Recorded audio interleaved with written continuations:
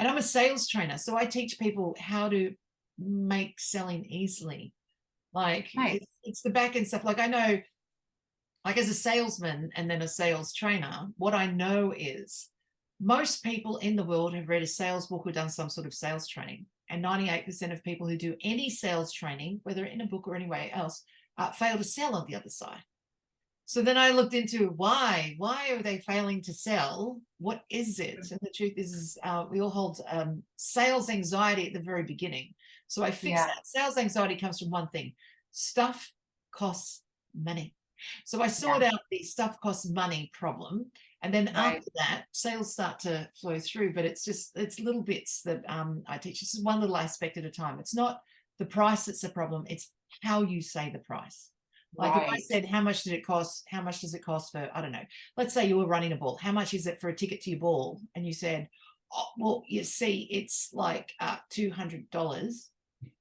Well, But it see, includes so much. There's now past you're doing that, right? appetizers, Or you see, it's past kind of like $200, appetizers and hors but, d'oeuvres and yeah, yeah. right? So Yeah, it's the experience. I mean, it's not it's only 200, it's but, only $175 but because it here's the includes thing. this. Well, even that by itself, right? Let's say, how much is it for a ticket? And you said, well, it's only $150, but you get this. Mm-hmm. The price was not the problem. It was the but that's the problem. Right. You Yeah. think you have to convince me. All I asked was a price. I didn't ask for any information. Right. Right. I just said, how Right. much is it, right? Because it could Yeah. be that I've already worked out most of it and I have a budget and it's a fundraiser, right? I expect it to Right. be hundreds of dollars for a ticket. So if you're trying Yeah. to convince me on the price, you distract me from what I was thinking, which was I just need to know so I could buy 4 tickets. Like I just Right. need to know how much is on my card. I don't need to know what I Yeah. get. It's a fundraiser. I can Yeah. work that one out. I Yeah. just No, need to know what is. Yeah. that's a great point.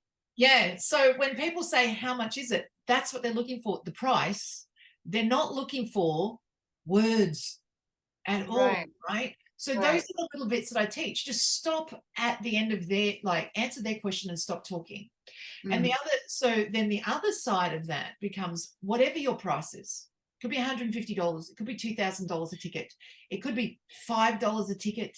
It doesn't matter. It could be free, right? Mhm. It doesn't matter what your answer is. You will always get some sort of weird negative response the first time they hear it. Free? Why are you talking for free? Right? And you'll have your reasons, right? It's like, what? Oh, $5? Oh my God, what are you crazy? $2,000. What's that money? Like, it doesn't matter what the price is. Right. $150. Oh my God. That's like, reasonable, but I still don't have enough money. Like, they're going to come up with a problem initially. And so then I teach salesmen that accept their problem that they bring up. It's always going to happen. So your Yeah. job isn't to combat their problem. Your job is to agree. I know, crazy, isn't it? That's it, right? Agree that you heard and agree that you agree and let them have their problem to themselves. Because here's the order, right? Customer has a question. Customer asks a question. Customer Right. wants an answer so that they can interpret, what does that answer mean to me? Right. Customer doesn't ask a question so that the salesman can interpret it, try to give an answer, and then explain themselves. They just say, Right. so in Google, we go, how much is it for the fundraiser? Google would spit out the answer. And we go, don't like that either, but I need the tickets, right? So if Google Because you're can, not going to argue with Google. there's no You're not going to argument, debate it right? with Google, I know. right? I argue with Google. I go, that's not the answer that I was after. But clearly, you're Right. not going to answer it. I'll ask the same question again. Damn you. All right. Hmm. I'll ask a better question. Right. So in the end, we accept that Google's not budging. I'll have to ask it differently. Right. We Hmm. get frustrated at Google, but Google sits there silently going, I'll just wait. I'll just wait until you say something else. Right. Sure, sure. So we've learned that from Google. So if we've learned that from Google, then we want that from people now. We only get to the salesman when we have to. So, and the salesman is like our last section of Google. We only need Google Right. answers. We Right. don't have to like them. We only have to know them. So Right. if we get our answer done fast, then we can interpret, what does that mean to me? Does that fit into the parameters I was thinking? Do I have a second question or can I go forward? Hmm. And so now there's not much explanation. There's no explanation needed by the salesman until the customer tracks you through it all. And so traditional sales training says, you know, for a salesman, ask many questions, and then help the customer, you know, with the right thing. But today, because of Google, the only person who has good questions in a sale is the customer. So our job isn't to ask questions at all. In fact, the customer hates that.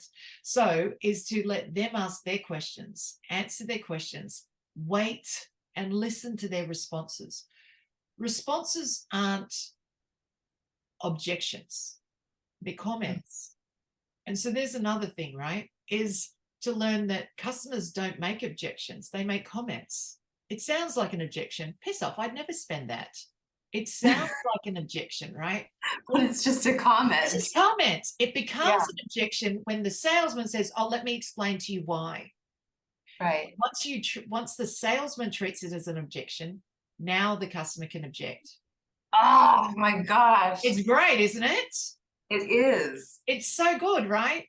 So now if the customer can object. I just realized I responded completely wrong to an email of somebody asking me about the price of the tickets. But you don't know you've responded wrong until I've told you, or somebody else. Like whenever you hear someone say, oh, no, just it's just a comment, you'll track back and go, you must be speaking to Misty. Right? Because this is the main things that I teach, right? They're just comments, but they're not objections. An objection is, I'm not buying it. Now, what's interesting is the customer is the only one with good questions until the customer decides that they're not buying at that moment. And that could be for many reasons, just researching, a little bit curious, getting the information for someone else. But when they get to that point of saying, okay, thank you very much, that's all I need to know. Now, as a salesman, you get to ask questions. Why were you asking? Okay. Get them talking again. Oh, see, my sister wants to do a thing. Oh, okay, right. What's she up to? Oh, that's interesting. And what else does she do? What else does she do? And you just become curious, but you don't sell anything because it's not actually it's an opportunity. It's a sales opportunity, but it's not a sale.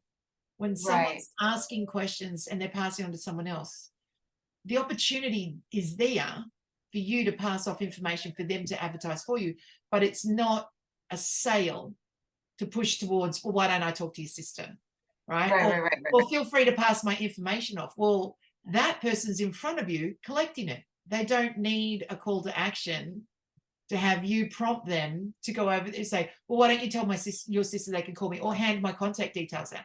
Clearly they found you, they're asking questions. They've worked that out. And I've got an 11-year-old who told me that very, very vocally the other day about how annoying it is when you tell me to do something I'd already planned on doing. So if an 11-year-old can do that, well, it's even worse for a 40-year-old who's like, I have all this time, I have worked this shit out by myself. You don't need to tell me. It doesn't get softer as you get older. It's like, no, seriously, don't tell me that. No, absolutely. I have my own thoughts and ideas and opinions and things on dementia. My grandmother got dementia, right? And she wouldn't have showers, and then they had to have someone come in, and my mum would get really mad about it. And I said, see, here's how I look at it, Mum. I look at it as her deciding to do something that was incredibly antisocial to try and get people to go away. I said, Nan was like over 80 years old. And she got to a point where people were telling her, you have to do this, you have to do this, you have to do this. But she'd lived to 80 and everyone else is like 60 or 50 or 40, or everybody's younger than her. So she's lived that long and managed to get there. And yet everybody thinks they know more than her. And so she's gone, forget it. I'm just not having showers anymore because if I smell bad, you'll go away and just leave me alone. But of course, then everyone said, she's lost her mind. We need to bring in a nurse. And she's like, what else am I supposed to do? Like, you won't listen to me. You keep hassling me. I'm trying to be antisocial. What she should have done was take up smoking again. That's what she should have done. She should have taken up smoking again. Because that's antisocial and nobody wants to hang out with that, right? That is true. So if she just took up smoking, it would have just gone, I can't go with your grandmother's smoking. I don't like the smell. And it would have been perfect. Because that's a better antisocial thing. The other one seems like you've lost your mind. But I don't think that she did so much. I think she just wanted people to go and leave her alone every couple of days. Right, right, She'd have a shower just every couple of days. And on those other right. days, just leave me alone. I'll sit and read a book. Hysterical. So point being, nobody likes to be told what to do. And the older Right, you get, you like to be told even less. But right, we do like information. So we like to be given information. And notice this, Google never gives us a call to action. Google doesn't say, so if you would like to buy it, you could go to this store. It just says, where do I get this DVD? And then it'll come up and all the prices will come up. Now I can make an informed decision. Google allows us to make informed decisions where we go. right, right, right. Just want that. They just want to make their own informed decision. They don't want to be prompted by someone just Mhm, told, mhm. here's a No, no, decision. Nobody wants I get, I that. absolutely get that. Yeah, yeah. Wow, I'm so glad that I clicked on Paul's link.